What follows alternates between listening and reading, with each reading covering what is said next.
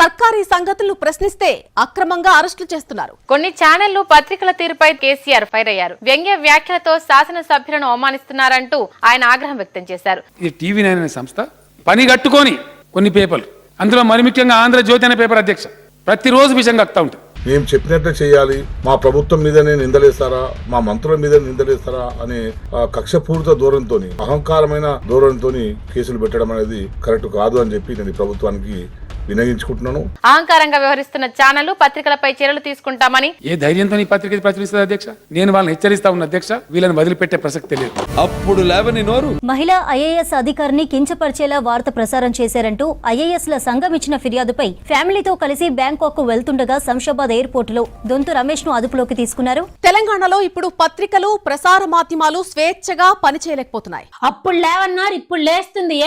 సర్కారీ సంగతులు ప్రశ్నిస్తే అక్రమంగా అరెస్టులు చేస్తున్నారు.